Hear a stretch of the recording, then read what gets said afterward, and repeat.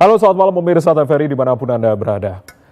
Saudara, menjelang akhir tahun 2022, eskalasi tensi politik semakin tinggi, apalagi menjelang tahun politik 2023 mendatang. Riuh rendah pesta demokrasi memang sudah terasa sejak akhir-akhir ini. Agenda besar dari kesuksesan pemilu serentak 2024 tidak hanya menjadi tanggung jawab penyelenggara dan juga pemerintah, tetapi tugas atau tanggung jawab kita semua untuk sama-sama kita kawal. Apa saja refleksi dalam bidang politik selama setahun kebelakang dan bagaimana pula dengan suhu politik tahun depan? Masih hangat atau sudah mulai memanas? Kita akan bahas dalam dialog khusus refleksi akhir tahun 2022 dengan tema menutup skema politik 2022, menerka suhu politik 2023. Kali ini bersama saya Ardianto Wijaya, telah hadir sejumlah narasumber via daring yang kesemuanya malam hari ini via daring. Kita akan sapa satu persatu narasumber yang sudah hadir via daring atau bergabung secara online malam hari ini. Pak Bachtiar, Dirjen Politik dan Pemerintahan Umum Kemendagri. Pak Bachtiar, selamat malam dengan Wijaya di studio, Pak. Assalamualaikum Pak Wijaya, salam sehat Pak Wijaya, assalamualaikum. Waalaikumsalam warahmatullahi wabarakatuh. Terima kasih sudah bergabung bersama kami. Lalu juga Pak Guspardi Gaus, anggota Komisi 2 DPR RI. Pak Guspardi, selamat malam. Salam sehat.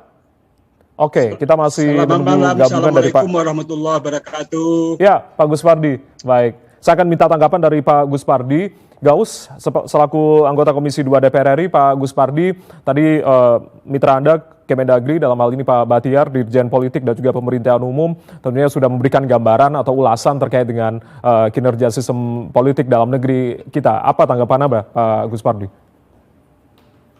Ya, terima kasih. Saya sebagai mitra daripada penyelenggara pemilu, begitu juga Kementerian Dalam Negeri, tentu memberikan apresiasi yang luar biasa terhadap kerja-kerja yang dilakukan oleh penyelenggara pemilu, begitu juga oleh pemerintah, dalam hal ini Kementerian Dalam Negeri. Ya.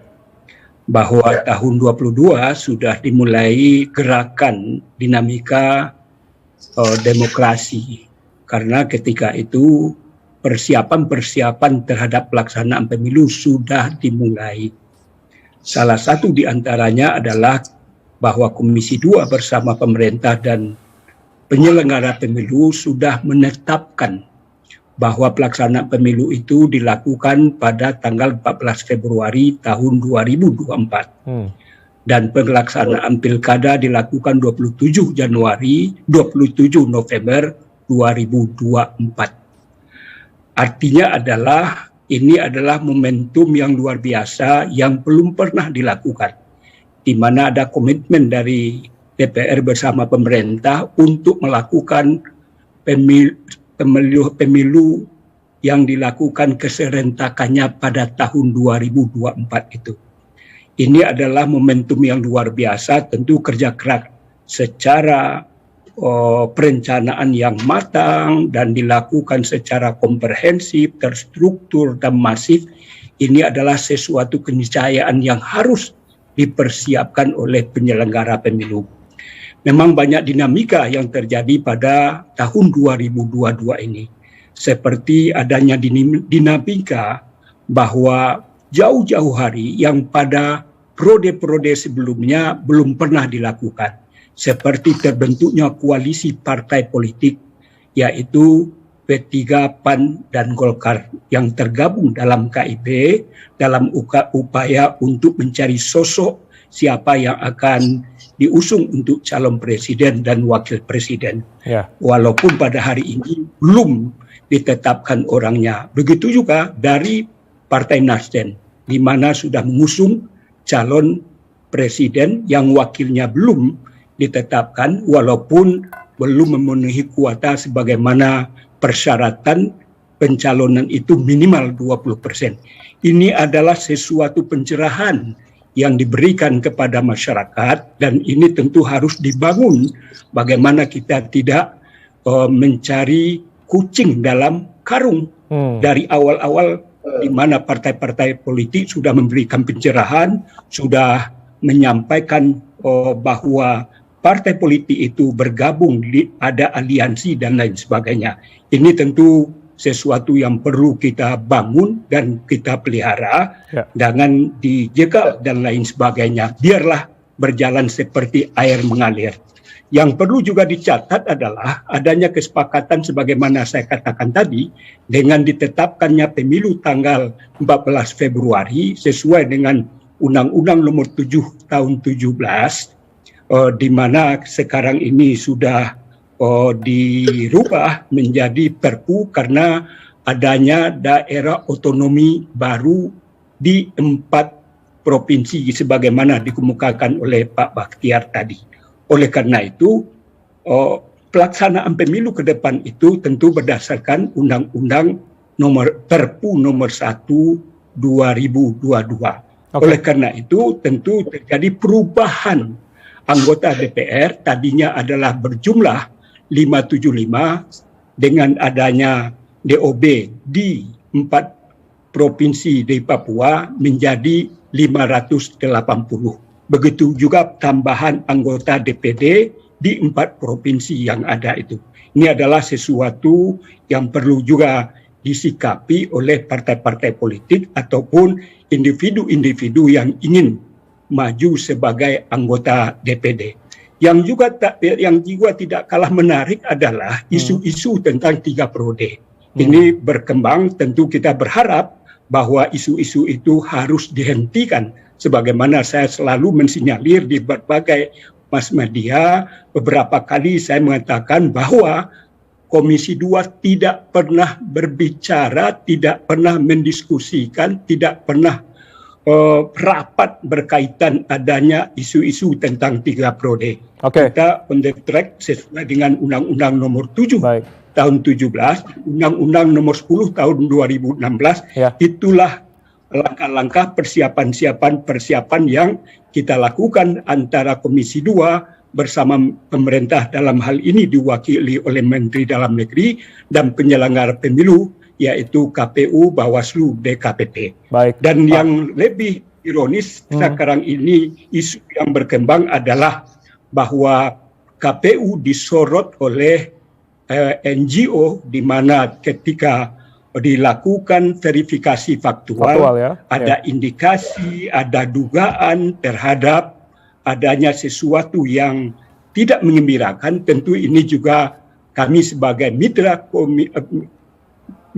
Komisi 2 terhadap penyelenggara pemilu itu, tentu saya sebagai pribadi merasa prihatin, di mana saya mengatakan di CNN agar persoalan-persoalan itu dilakukan secara jernih, harus disampaikan secara transparan dan akuntabel, dan jangan takut terhadap isu-isu itu kalau memang KPU tidak melakukan apa yang diisukan tersebut. Artinya Pak Gus Pardi setelah reses ini harus segera dipanggil ya penyelenggara, dalam hal ini KPU dan juga Bawaslu terkait dengan laporan dugaan dalam verifikasi faktual begitu. Kita tunggu nanti setelah reses di bulan Januari. Saya memang sudah menyatakan di berbagai mass media dan juga yang disampaikan oleh Pak Doli.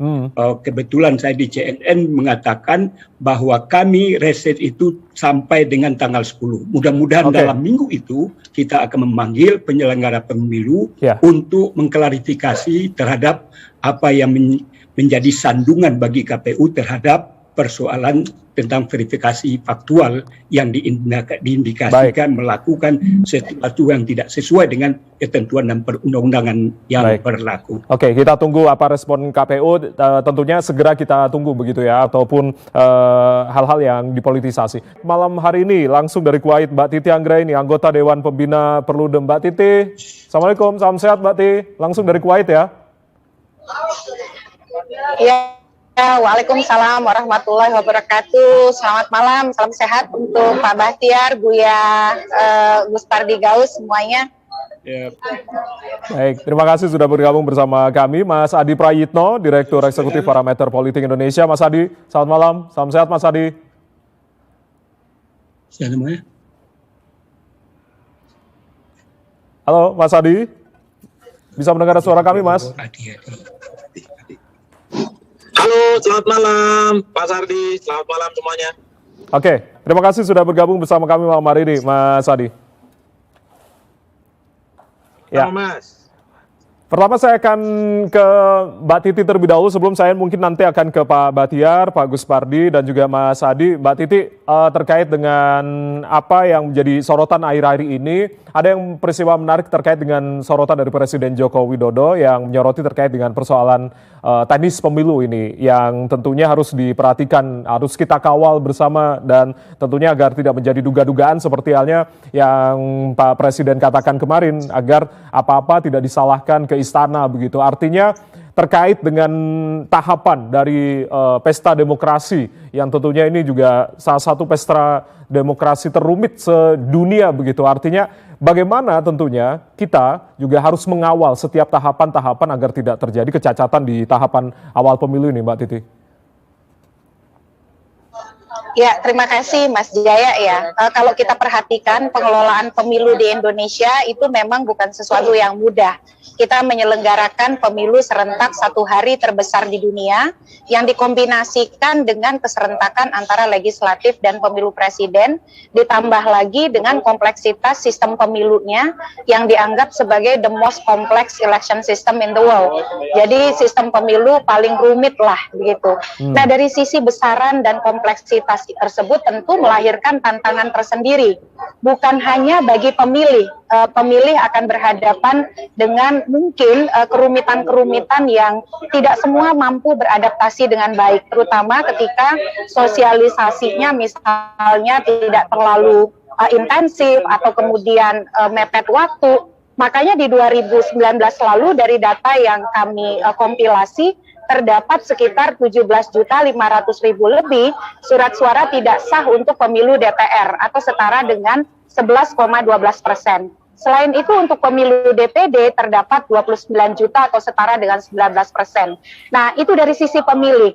Dari sisi penyelenggara bagaimana? Menyelenggarakan sesuatu yang besar, sesuatu yang rumit, secara alamiah itu pasti akan berhadapan dengan kesulitan-kesulitan, terutama ketika misalnya satu, persiapannya misal tidak dilakukan dengan baik, lalu pelatihannya misalnya tidak terlalu maksimal, atau dan yang kemudian adalah ketika berhadapan dengan kompetisi yang sangat kompetitif, di mana di antara kelompok-kelompok yang berkompetisi begitu bersaing untuk mendapatkan kemenangan yang tidak jarang disertai juga dengan penyebaran disinformasi, misinformasi atau yang kita kenal dengan hoax pemilu.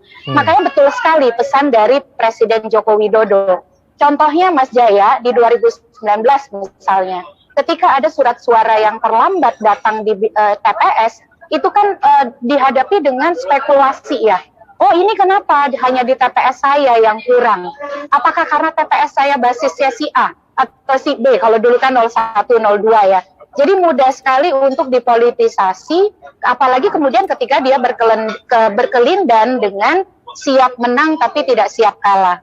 Makanya tadi mengelola sesuatu yang besar, sesuatu yang rumit, secara alamiah memang itu saja sudah berat. Apalagi dia diperhadapkan kalau persiapannya tidak matang dan juga misalnya di tengah kompetisi yang sangat kompetitif, yang sangat mungkin bisa menimbulkan spekulasi yang mengarah kepada penyebaran informasi bohong ataupun kemudian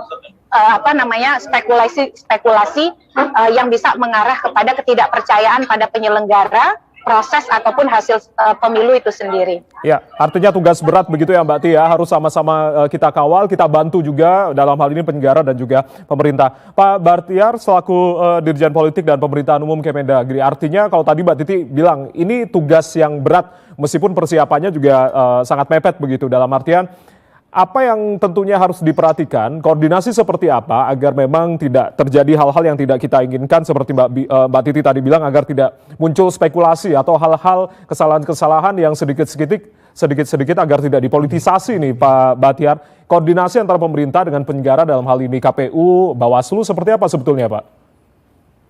Ya Pak Wijaya, Assalamualaikum warahmatullahi wabarakatuh. Senior saya Pak Haji Kuspardi Gaus, ini atasan saya beliau. Kemudian sahabat saya Mbak Titi, kemudian sahabat saya Pak Adi, Pak Retno, Mas semua. Mungkin bicara gambar besarnya dulu Mas, karena ini kan refleksi politik dalam negeri. Jadi politik itu kan dua, dalam negeri dan luar negeri. Nah, kalau tentu kita dari sisi pemerintah bicaranya dari target rencana pembangunan jangka panjang kita 2005-2025. Nah, ke 2025 inginnya kita itu demokrasi kita terkonsolidasi. Nah, kemudian nanti di 2020 sampai 2045 ke depan kita menuju demokrasi substansial. Oleh karenanya parameter-parameter pengukuran demokrasi Indonesia ini semakin maju. Sekarang indeks demokrasi Indonesia dulu tidak diukur lagi hanya dari aspek politik saja, tetapi juga aspek sosial, kemudian dari aspek ekonomi. Jadi dalam politik itu tidaklah berdiri sendiri, dia harus berdampak kepada kehidupan sosial kemasyarakatan kita, dia juga berdampak kepada ekonomi atau kesejahteraan masyarakat. Nah, oleh karenanya bagaimana menuju demokrasi yang terkonsolidasi di 2025 atau menuju demokrasi yang substansial. Tentu banyak hal yang dilakukan oleh negara atau pemerintah. Pemerintah tentu tidak sendiri, dalam hal ini tentu bersama parlemen menyusun regulasi yang memungkinkan terjadinya demokrasi terkonsolidasi dan demokrasi substansial itu bisa terwujud melalui pembentukan perundang-undangan, baik undang-undang dan tentu pengaturan teknis yang lalu disusun oleh pemerintah. Nah, semua itu kalau kita memperhatikan 2022, apa yang terjadi dari Januari sampai Desember ini, ada banyak hal untuk mengkonsolidasikan demokrasi kita. Pemilu itu hanya salah satu aja, Mas. Karena membicara sistem politik kita itu baik supra maupun infrastruktur. Bagaimana menata hubungan pusat daerah? Misalnya yang salah satu hal sangat substansial itu adalah bukan hanya tentang hubungan pemerintahannya, tapi bagaimana membagi koekonomi antara pusat dan daerah. Nah, di tahun ini ada produk hukum yang kurang perhatian publik sebenarnya adalah Undang-Undang Nomor 1 2002 itu tentang hubungan pusat keuangan daerah. Meledaknya kemarin tuh. Ini Pak Gus Pardi juga menjadi perhatian pasti. Respon dari dari Bupati Bupati dari Riau itu. Nah, ya. Kemudian di bidang apa lagi? Hubungan bagaimana menata otonomi daerah. Nah, kemudian menata hubungan pusat daerah supaya kesejahteraan juga bisa didirikan daerah. Parlemen sukses tahun ini melakukan DPR dalam hal ini Pak Gus Pardi itu yang sangat getol beliau bersama pimpinan dan anggota Komisi 2 DPR memperjuangkan pemekaran Papua itu. Bagaimana menghadirkan kesejahteraan di wilayah Indonesia di tanah Papua. Papua itu 4,5 kali Pulau Jawa gitu. Jadi Pulau Jawa kalau ditumplek 4,5 kali itu baru luasnya sama dengan Pulau Papua itu. Gitu. Jadi itu besar sekali. Bagaimana menghadirkan kesejahteraan? Maka tahun ini pemerintah ini bagian dari pembangunan politik dalam negeri, gitu, membentuk pemekaran itu. Dan lalu bagaimana ini daerah pemekaran 4DOB Papua Selatan, Tengah, di Gunung maupun Barat Daya bisa ikut pemilu 2024. Di situ ada pembagian kue politik. Nah, lalu ada penambah DPR. Jadi menata sistem. Jadi gini Mas Wijaya, jadi kita tidak bisa merefleksikan hanya teknis koordinasi. Ini judulnya Anda kasih pada kita, refleksi politik 2022. Jadi Papua Barat Daya, Papua Barat. Tentu aspek-aspek itu harus kita lihat utuh dan lengkap. Baik. Barat Daya, bahwa demokrasi kita terkonsolidasi adalah dilakukan proses demokrasi sesuai dengan mandat Undang-Undang 45 adalah kita laksanakan pemilihan pemimpin rutin 5 tahun sekali gitu. Pemilu eksekutif, pemilihan presiden, wakil presiden, pemilihan DPD, pemilihan kepala daerah.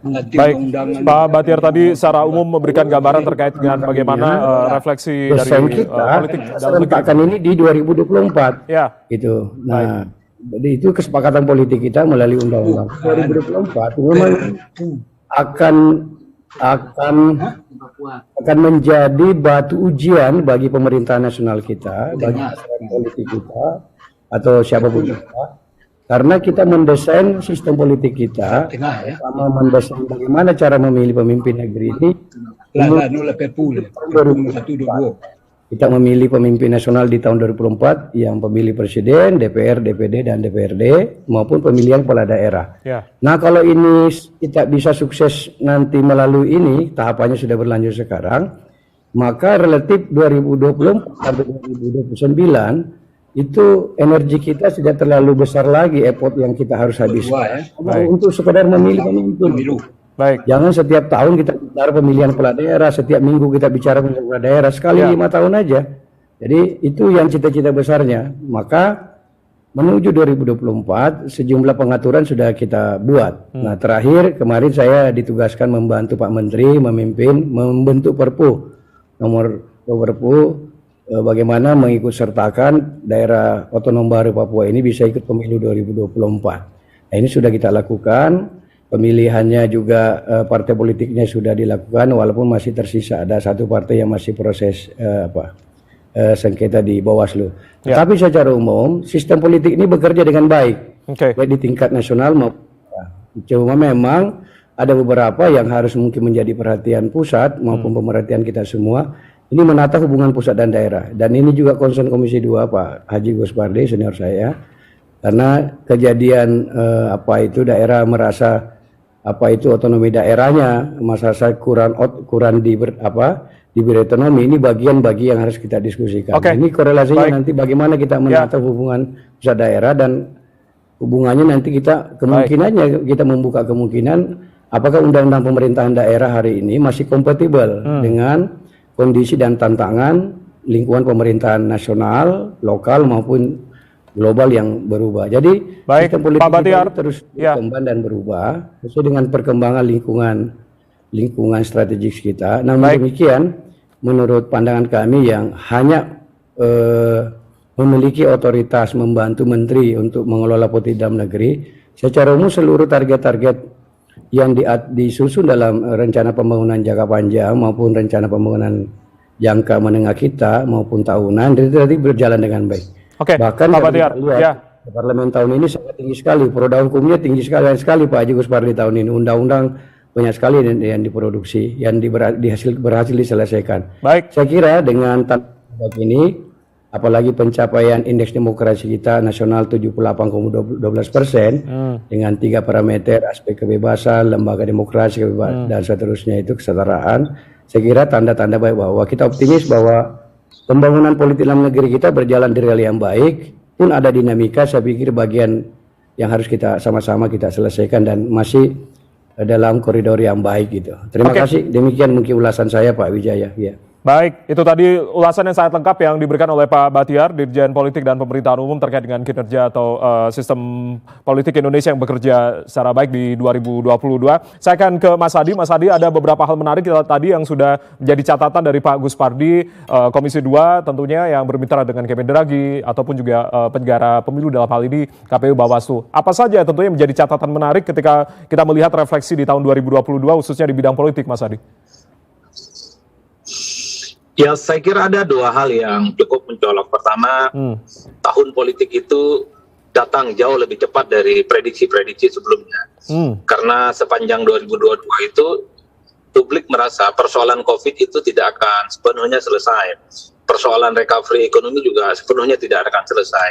Tapi nyatanya di tahun 2022 ini, poros-poros politik yang sudah disebutkan oleh Pak Guspardi tadi itu sudah bermunculan. Ada Koalisi Indonesia Bersatu, ada kemudian Nasdem yang mendeklarasikan Anies Baswedan sebagai kandidat Capres 2024 yang saya sebut ini sebagai pemantik huru-hara dan dinamika politik yang sampai sekarang cukup luar biasa, bahkan dikaitkan dengan reshuffle yang belakangan ini berkembang. Ada juga poros politik yang kemudian dibuat oleh Gerindra dan PKB, termasuk juga bagaimana PDIP sampai saat ini belum menentukan pilihan politik kira-kira siapa yang akan diusung maju, apakah Puan Maharani ataupun Ganjar Pranowo. Saya kira konfigurasi politik ini menurut publik, menurut banyak orang, datang terlampau cepat karena prediksi ini sebenarnya akan muncul awal-awal bulan Januari di tahun 2023 ya Mas Jaya, tapi nyatanya datang lebih awal. Dan yang menarik tentu saja bagi saya adalah di tengah konfigurasi politik ini, tahapan pemilu juga sudah mulai dilakukan oleh KPU. Ada verifikasi faktual, ada verifikasi administrasi dan pengumuman partai politik peserta pemilu 2024 yang menurut saya ini akan menandai kick-off pemilu, kick-off politik elektoral yang akan kita gelar 14 Februari 2024 yang akan datang. Tapi pada saat yang bersamaan, di tengah hiruk-pikuk, di tengah konfigurasi, di tengah bagaimana KPU sudah menetapkan peserta pemilu, kita juga dihantui oleh kegalauan politik yang tidak berkesudahan. Indikasinya ada 2. Di sepanjang 2022 ini, masih saja ada manuver-manuver elit, relawan-relawan politik yang mencoba untuk menghembuskan isu yang terkait dengan penundaan pemilu. Bahkan secara deklaratif misalnya ada yang mencoba untuk mengusung jabatan presiden 3 periode. Itu adalah hal-hal yang menurut saya sebagai bentuk kegalauan.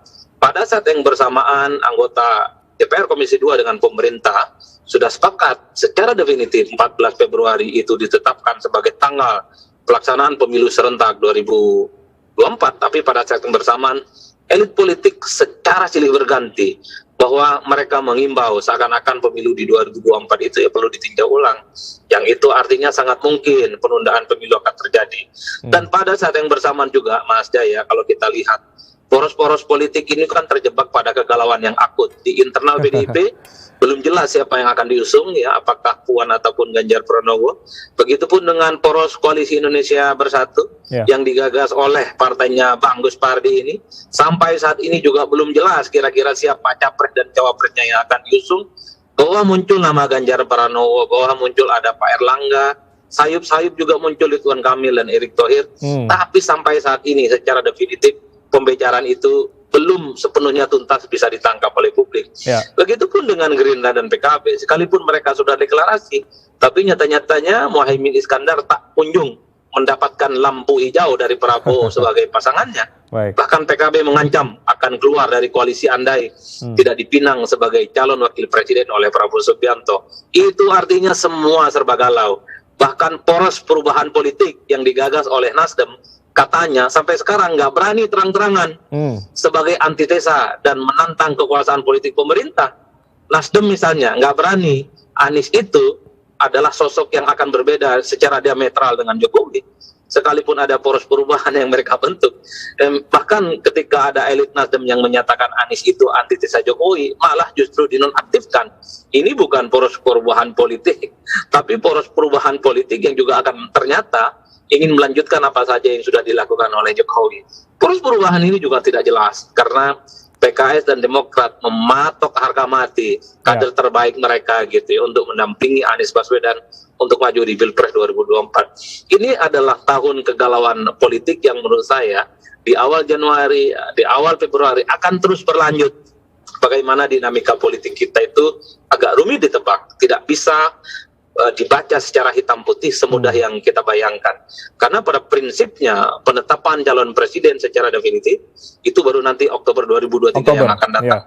Ada sekitar 8 bulan yang kemudian waktu yang menurut saya juga cukup panjang. Bagaimana partai-partai ini sedang melaksanakan ikhtiharoh politik untuk memilih teman koalisi, untuk memilih kandidat capres yang akan mereka usung. Karena pada prinsipnya mereka akan bertanding untuk menang, bertanding bukan hanya untuk sekedar pelengkap penderita, iseng-iseng gitu, hanya sebatas kontestan untuk tidak memenangkan pertarungan secara politik. Jadi bagi saya, poros politik yang sudah terbentuk ini cukup dinamis, tergantung bagaimana keputusan-keputusan elit partai yang akan menentukan segala-galanya. Suka tidak suka, negara kita ini kan dikuasai bahkan dikendalikan oleh elit-elit partai politik yang saat ini berkuasa di Senayan. Bahkan termasuk urusan pemilu ditunda ataupun tidak, dilanjutkan atau tidak di 2024, kalau ketua umum partai politik berkehendak, selesai itu barang. Nah, ini itu dia yang saya kira yang menarik ya Mas Andi. 2023 juga akan menjadi dinamika yang tidak akan pernah tuntas pasti ya. Oke, nanti mungkin akan dijawab oleh Pak Batiar bagaimana pemerintah dalam hal ini menjawab kalau Presiden kan beberapa kali menegaskan bahwasanya tidak ada perpanjangan periode atau 3 periode begitu. Nanti saya akan tanyakan ke Pak Batiar. Menarik, selain juga ini tidak bisa ditebak tadi Mas Adi katakan karena sudah tidak ada lagi incumbent untuk 2024 dan manuvernya juga riuh rendahnya juga datang lebih awal, itu yang tadi disampaikan oleh Mas Adi. Saya akan ke Mbak Titi. Mbak Titi masih bergabung bersama kami ya Mbak Titi? Iya, siap Mas Jaya. Baik, Mbak Titi, artinya kalau tadi Mas Adi katakan riuh rendahnya memang datang lebih awal begitu, apalagi manuver politiknya ini juga sudah dilakukan. Artinya apakah Anda juga melihat adakah pelanggaran-pelanggaran yang sudah dilakukan begitu? Karena memang kalau berdasarkan aturan kan sudah jelas begitu, undang-undang pemilu ataupun terkait dengan peraturan-peraturan yang ada begitu. Mbak Titi menyorotinya seperti apa? Perludem menyorotinya seperti apa? Iya, Mas Jaya, secara teknis sebenarnya KPU mestinya lebih mampu menyiapkan segala sesuatunya. Karena mengapa? Dari sisi regulasi kan tidak berubah ya, undang-undang pemilunya tetap sama. Ya. Meskipun terbit Perpu, tapi itu kan dibatasi untuk daerah otonom baru dan ada beberapa perubahan, tetapi saya kira tidak terlalu fundamental. Justru perubahan cukup fundamental itu berasal dari Mahkamah Konstitusi sebagai respon atas upaya pengujian undang-undang pemilu karena parlemen dan pembentuk undang-undang, tentu saja pemerintah DPR tidak melakukan perubahan-perubahan. Tapi sayangnya beberapa evaluasi menuju 2023 nampaknya penyelenggara pemilu kita ini terengah-engah di dalam mempersiapkan penyelenggaraan pemilu. Sebagai contoh, beberapa regulasi teknis itu dari sisi kerangka waktu ya tetap juga mepet waktu ya terbitnya, dan termasuk juga di luar dugaan beberapa kontroversi itu muncul lebih awal, dan kontroversi yang sebelumnya tidak pernah terjadi di dalam penyelenggaraan pemilu terdahulu. Apa saja, Makanya Mbak 2023 itu akan menjadi ya. Apa saja kontroversi-kontroversi yang mungkin Anda bisa tangkap begitu?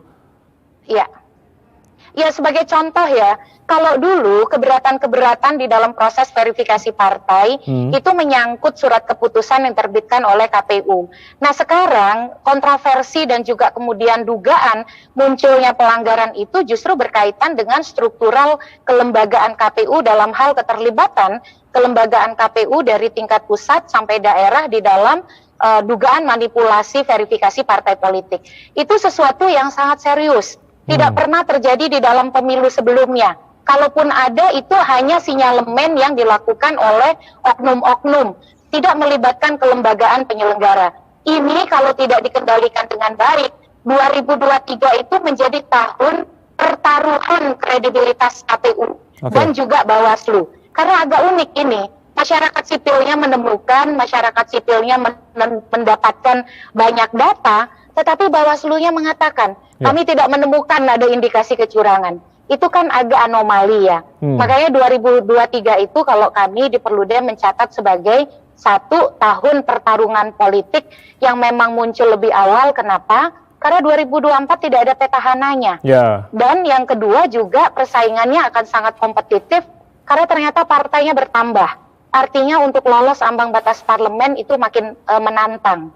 Yang kedua, 2023 itu tahun pertaruhan kredibilitas penyelenggara pemilu. Kita semua pasti tahu, kepercayaan terhadap penyelenggara pemilu bukan hanya soal lembaga penyelenggara pemilunya saja, tetapi juga pertaruhan kepercayaan terhadap proses penyelenggaraan pemilu dan pada ujungnya bisa berdampak pada legitimasi hasil pemilu. Oleh karena itu tugas kita semua nih, menjaga lembaga penyelenggara pemilu kita yang merupakan institusi yang kita perjuangkan sebagai anak kandung reformasi begitu. Mengapa kita bertransformasi menjadi KPU yang seperti hari ini? Karena kita ingin KPU-nya yang mandiri, yang kredibel, yang profesional. Saya sendiri terus terang menyayangkan ya kontroversi yang datang terlalu cepat di tengah proses pemilu yang akan sangat kompetitif. Makanya 2023 itu tugas kita semua, menjaga bagaimana pertarungan politik itu betul-betul berlangsung secara jujur, adil, setara. Tetapi di saat yang sama penyelenggara pemilunya juga jangan dipertaruhkan kredibilitasnya karena ketidakmampuan untuk menjaga netralitas, profesionalitas, dan integritas kelembagaan. Jadi 2023 itu betul-betul lah ujung tombak kita untuk mendapatkan pemilu 2024 apakah betul-betul akan jurdil atau ya kita tidak berharap yang sebaliknya. Begitu. Ya, baik. Tugas yang sangat berat tentunya diemban, tapi juga harus kita sama-sama kawal. Termasuk juga saya akan minta tanggapan Pak Guspardi. Artinya Pak Guspardi tadi Mbak Titi katakan tahun pertaruhan politik dan juga tentunya ini juga terkait dengan penyelenggara pemilu, dalam hal ini juga kredibilitas KPU, Bawaslu ini juga harus sama-sama ditegakkan begitu. Ini juga tugas kita sama-sama untuk mengawal, Pak Guspardi.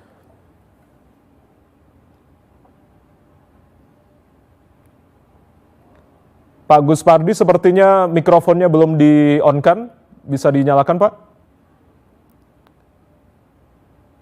Ya, silakan Pak Gus. Terima kasih.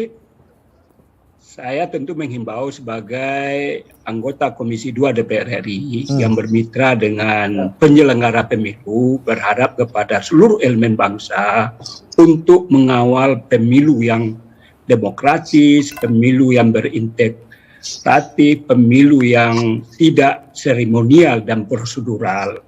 Oleh karena itu, saya menghimbau ke seluruh elemen masyarakat untuk mengawal tahapan-tahapan dari awal sampai dengan hari 14 Februari 2024. Kita berharap pemilu itu pemilu yang menghadirkan, mempersembahkan para pemimpin bangsa yang jujur, pemilu yang mensejahterakan masyarakat, pemilu yang bagaimana membawa masa depan bangsa dan negara ke arah yang lebih baik, di mana negara ini kompetitornya makin ketat. Oleh karena itu tentu kita harus menteli, harus melihat visi misi serta bagaimana track record daripada masing-masing daripada calon-calon yang muncul, baik dia sebagai calon presiden ataupun wakil presiden, begitu juga calon anggota legislatif dari tingkat pusat sampai ke tingkat DPRD kabupaten kota. Oleh karena itu, kewajiban kita memberikan pencerdasan, memberikan wawasan kepada para pemilih.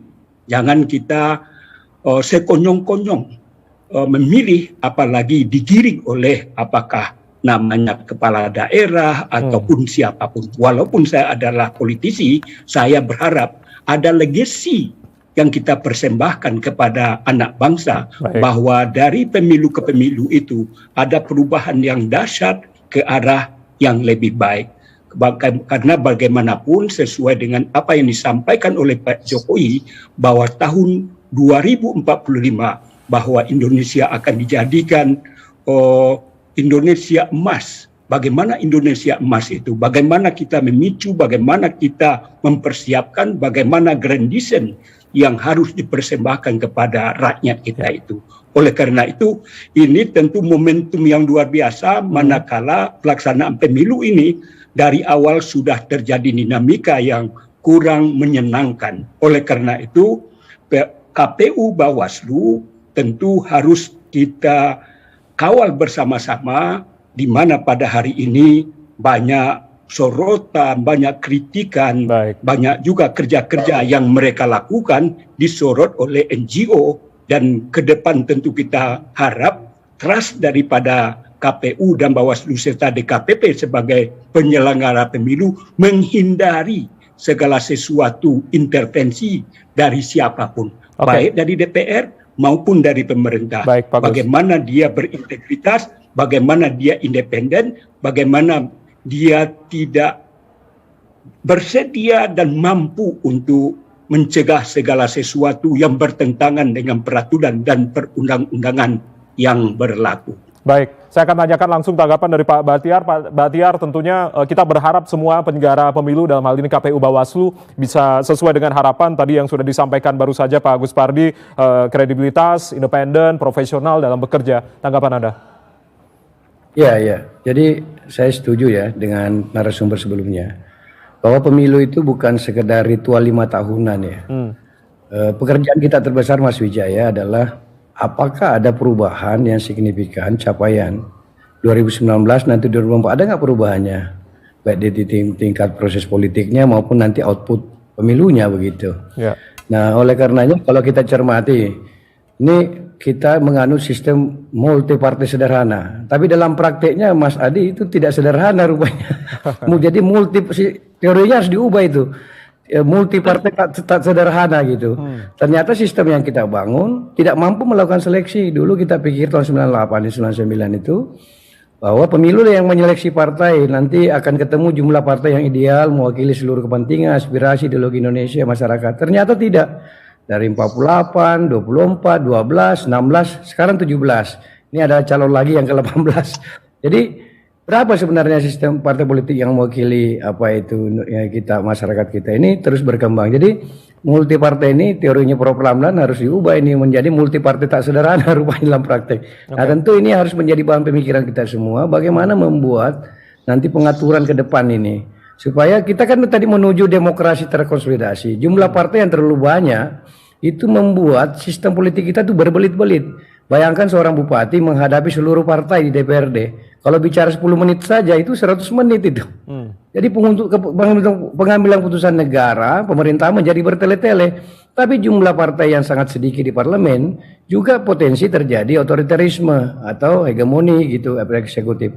Nah, ini pekerjaan yang harus kita selesaikan dalam jangka panjang. Jadi saya kalau pemilu sendiri kan ekosistem pemilunya kan yang harus kita lihat, penyelenggaranya, pemerintahnya, partai politiknya, masyarakatnya.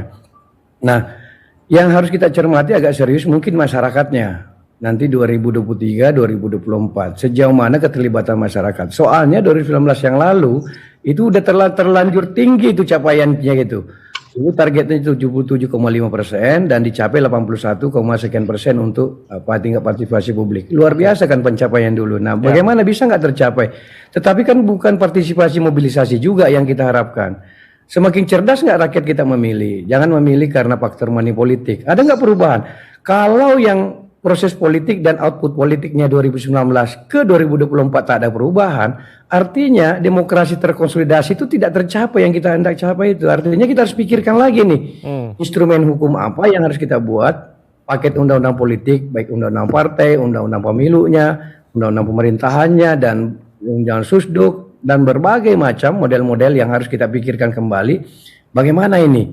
Kok apa itu alat yang kita siapkan, ibarat pertandingan ini sudah semua selesai nih Mas ini. Baik. Lapangannya sudah siap, wasitnya, semua sudah siap. Ya. Tapi sistem ini kok tidak mampu misalnya menyeleksi, misalnya lebih baik misalnya kualitas pemimpinan di nasional dan daerah seperti apa, kualitas parlemennya menjadi lebih baik, kualitas pemimpin daerah yang disinggung Pak Gus Pardi tadi, kepala daerahnya menjadi lebih berkualitas yang terpilih gitu. Praktik korupsi menjadi lebih berkurang misalnya gitu. Kalau itu tidak semua berubah, tentu ini akan manipulasi kita. Oleh karenanya, ini kita sistem sudah ada. Ini benar-benar yang kalau saya yang tahun 2023 yang harus kita dorong partisipasi publik ini. Jangan sampai mengendor. Partisipasi publik ya, Pak Batiar ya. Baik. Kontrol sipil ini cenderung melemah beberapa tahun terakhir ini. Bandingkan coba situasi tahun 99. Ya. Kemudian 5 tahun kemudian dan hari ini. Nah harapan kita satu-satunya sekarang pers ini. Nah, kalau persnya pun juga pelan-pelan tidak mampu menjadi kontrol, maka suprastruktur politik tidak mampu dikontrol oleh infrastruktur politik. Saya percaya sistem kita hari ini masih baik. Sehebat apapun politik ini mau berkolusi ibaratnya, kontrol infrastrukturnya politik kita agak kuat Pak Adi. Jadi dalam hal itu saya tidak sepakat dengan Mas Adi. Ya, gitu. Saya percaya dengan kekuatan infrastruktur politik Indonesia akan mampu mengontrol siapapun yang akan melakukan penyimpangan terhadap konstitusi dan sistem politik kita. Sistem politik Pak Batiar, kita minta tanggapan dari Mas Adi. Ya. Siapapun yang coba-coba keluar dari sistem, dia akan terhempas oleh sistem ini. Saya percaya ini sudah dilakukan dengan baik oleh penyelenggara maupun parlemen, tetapi memang ada catatan-catatan yang harus kita sama-sama kawal. Supaya ada perubahan dari waktu ke waktu. Kalau tidak ada perubahan, kita sudah terima catatan kita sama-sama yang harus kita perbaiki dan lihat kembali. Kita sudah tangkap Pak maksud Anda. Ya, baik. Mas Adi minta tanggapan dari apa yang tadi sudah diungkapkan Pak Batiar. Singkat saja Mas Adi.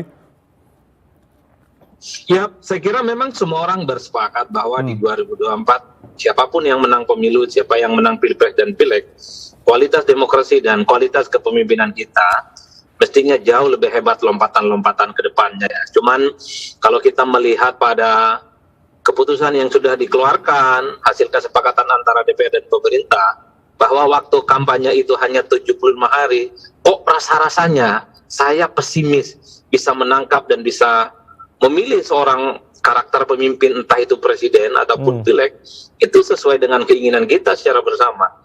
Coba bisa bayangkan bagaimana rakyat itu bisa menyerap misalnya visi misi anggota dewan yang jumlahnya ratusan ribu itu dalam waktu 75 hari, ataupun pilpres ya, perkelahian ide antar gagasan yang akan dikeluarkan oleh poros-poros politik itu bagaimana mungkin bisa diserap oleh masyarakat kita yang cukup terbatas informasinya dengan jumlah waktu yang juga terbatas. Makanya di berbagai kesempatan Mas Jaya saya selalu mengatakan DPR dan pemerintah, KPU dan Bawaslu harus duduk bersama mengisi ruang kosong yang dimulai saat ini sebenarnya, di mana sosialisasi politik itu sudah dilakukan oleh partai dan calon. Itu yang tidak diatur. Bagaimana misalnya melaporkan partai politik ataupun calon tertentu yang jelas-jelas melakukan safari dan kampanye ke berbagai tempat. Banyak orang gelisah, itu dianggap sebagai curi start. Tapi tidak ada peraturan yang kemudian bisa mendelik itu semua. Sementara kick off pertandingan yang sesungguhnya, kampanye yang sesungguhnya itu dimulai baru awal November nantinya.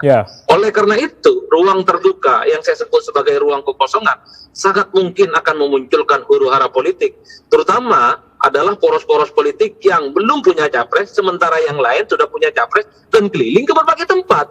Nah, poros KIB misalnya tentu agak risau ini, karena poros yang lain sudah keliling capresnya, sementara capres KIB sampai sekarang belum diumumkan ini. Apakah Ganjar Pranowo, apakah Erlangga Hartarto, apakah Erick Thohir ataupun seterusnya. Ini yang saya kira menjadi ruang yang saya sebut sebagai ruang brutal, di mana partai ataupun calon, bahkan caleg-caleg tertentu sudah melakukan kampanye secara terbuka. Tapi sekali lagi itu tidak bisa disebut sebagai pelanggaran kampanye, apalagi curi start, karena KPU tidak mengatur itu semua, yaitu kampanye di luar jadwal yang saya sebut tidak ada klausulnya dalam Undang-Undang Nomor 7 2017. Artinya memang harus ada aturan begitu, atau saya minta tanggapan dari Mbak Titi singkat saja karena waktu kita juga sangat singkat terkait apa yang tadi sudah diungkapkan Mas Adi. Memang harus diatur untuk kampanye di luar jadwal atau seperti apa sebetulnya? Karena memang ada salah satu yang sudah diusung oleh salah satu parpol begitu, capres dalam hal ini melakukan safari politik. Mbak Titi, singkat saja Mbak. Ya memang harus diatur Mas Jaya, karena bukan hanya soal akses pada kesetaraan kompetisi yang adil ya, tetapi juga untuk memastikan akuntabilitas pendanaan. Karena bagaimanapun aktivitas mereka berkedok sosialisasi atau apapun itu pasti ada ekses pendanaannya. Dan karena mereka menuju kompetisi yang merebut jabatan publik, maka mestinya akuntabilitasnya harus terbuka, transparan, dan bisa diakses oleh publik. Sekarang kan kita agak susah mau bergerak, menagih akuntabilitas, ruangnya abu-abu, karena tidak ada pengaturannya. Sesuatu yang kita sudah ingatkan sejak lama, risiko masa kampanye yang pendek, sementara jaraknya sangat jauh dengan penetapan partai politik peserta pemilu. Apa eksesnya? Pasti kampanye di luar jadwal. Tidak mungkin orang yang sudah berstatus peserta pemilu, partai politik, tidak melakukan aktivitas elektoral, termasuk juga mereka yang ingin menjadi calon. Nah sayangnya kayaknya tadi ya, KPU itu kayaknya agak terengah-engah, makanya kita harus ingatkan terus. Mas Adi harus lebih lantang lagi nih suaranya, apalagi Pak Bahtiar, karena produknya Pak Bahtiar itu termasuk juga. Baik. Jangan itu nanti jadi alasan untuk melakukan penundaan pemilu ya, KPU Bawaslu. Enggak dong. Jangan ada ya. Jangan ada bahasan itu lagi ya. Harus luber jurdil, dan harus tepat waktu dan sesuai jadwal. Jadi sesuai jadwal luber jurdil itu satu paket Mas Adi. Sesuai dengan perintah konstitusi, luber jurdil setiap 5 tahun sekali, tidak boleh ditawar-tawar. Itu harapan kita semua. Begitu ya Buya ya. Kita harus kawal bersama ya, Mbak Titi, Mas Adi, Buya, dan juga Pak Bahtiar tentunya. Terima kasih sudah bergabung bersama kami, Mbak Bahtiar, Mbak Titi, Pak Gus-Pardi, Mas Adi. Terima kasih, salam sehat selalu, Bapak-bapak. Mbak terima kasih. Terima kasih Pak Haji Gus-Pardi. Dan saudara, demikianlah dialog khusus refleksi akhir tahun 2022 dengan tema menutup skema politik 2022, menerkasu politik 2023. Saya Ardianto Wijaya, mewakili teman-teman yang bertugas, ucapkan terima kasih atas kebersamaan Anda. Tetap saksikan TVRI Media Pemersatu Bangsa. Selamat malam, sampai jumpa.